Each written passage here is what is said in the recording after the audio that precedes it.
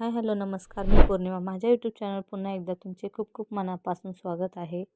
आज मी मस्त काटेरी वांगी मस्त गावरान पद्धतीने काळा मसाल्यामध्ये भरून दाखवणार आहे. तर व्हिडिओ शेवटपर्यंत पूर्ण पहा. आवडला तर लाईक करा आणि चॅनलवर नवीन असाल तर सबस्क्राईब करायला विसरू नका. तर चला व्हिडिओला सुरुवात करूया.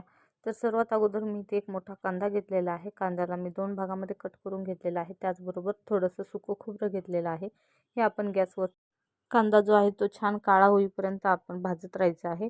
तर मी वांगी इथे स्वच्छ धुवून घेतलेली आहेत. वांग्याची जी काटे आहेत ती काढून घेतलेली आहेत.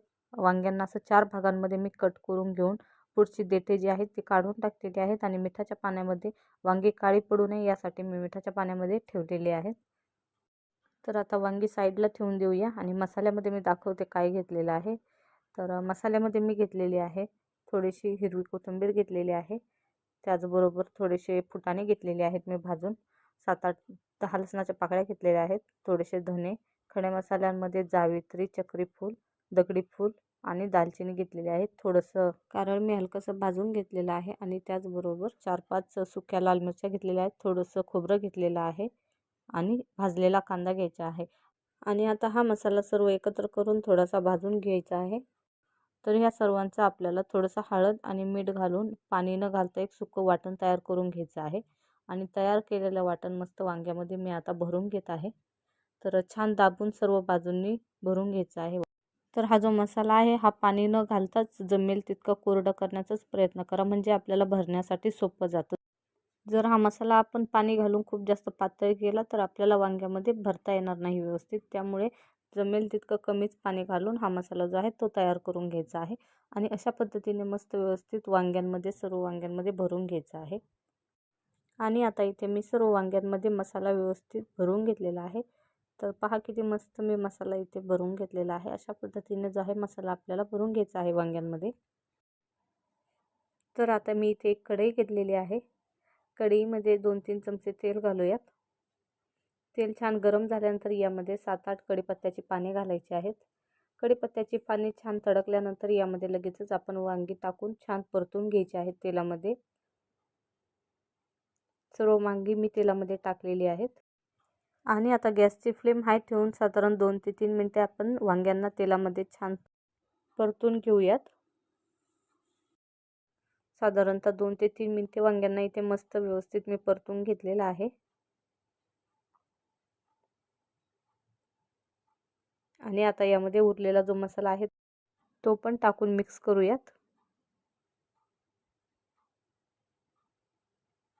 मसाला टाकल्यानंतर अगदी 1 मिनिटे हलवून मिक्स करते मी व्यवस्थित.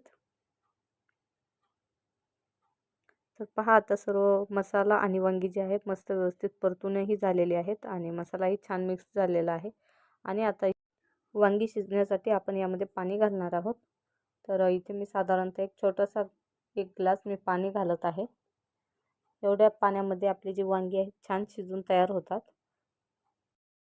पाणी घातल्यानंतर पुन्हा एकदा हलवून व्यवस्थित मिक्स करून घेते आणि एक उकळी येऊ द्यायची आहे. एक उकळी फुटल्यानंतर यावरती झाकण ठेवून आपण साधारणतः 10-15 मिनिटे वांग्यांना शिजवून घेणार आहोत. तर पहा मस्त उकळी फुटलेली आहे आणि आता मी गॅसची फ्लेम स्लो ठेवून यावरती झाकण ठेवून साधारणतः 15 मिनिटे आपण असेच वाफेवरती शिजवून घेऊया वांग्यांना. तर आता 15 मिनिटे झालेली आहेत आणि पाहू शकता आपलं वांगं जे आहे छान तयार झालेलं आहे. थोडीशी कोथिंबीर घालते मी यामध्ये आणि मिक्स करते. छान तरी पण आलेली आहे वांग्याला. पाहू शकता मस्त छान ग्रेव्ही तयार झालेली आहे आणि एवढ्या वेळामध्ये आपलं वांगं जे आहे ते पण अगदी मस्त सॉफ्ट शिजून तयार होतं. जास्त वेळही लागत नाही. तर पहा मी आता तुम्हाला दाखवते वांगं शिजलेलं आहे. तर छान मस्त घट्ट अशी ग्रेव्ही पण तयार झालेली आहे. अशा पद्धतीने तुम्हीही नक्की बनवा. चवीला खूप म्हणजे खूप छान लागतं. तर पहा एवढ्या वेळामध्ये जे वांगं आहे मस्त एकदम सॉफ्ट असं शिजून आणि आपली गावरान पद्धतीने झटपट असं भरलं वांगं मी तुम्हाला करून दाखवलेलं आहे. तर कसा वाटला तुम्हाला व्हिडिओ नक्की कमेंटमध्ये कळवा. व्हिडिओ आवडला असेल तर लाईक शेअर करा. चॅनलवर नवीन असाल तर सबस्क्राईब करायला मात्र विसरू नका. तर भेटूया पुन्हा अशाच एका छान रेसिपीसोबत. तर आजच्यासाठी इथेच थांबूया. बाय बाय आणि धन्यवाद तुम्ही माझा व्हिडिओ पूर्ण पाहिल्याबद्दल.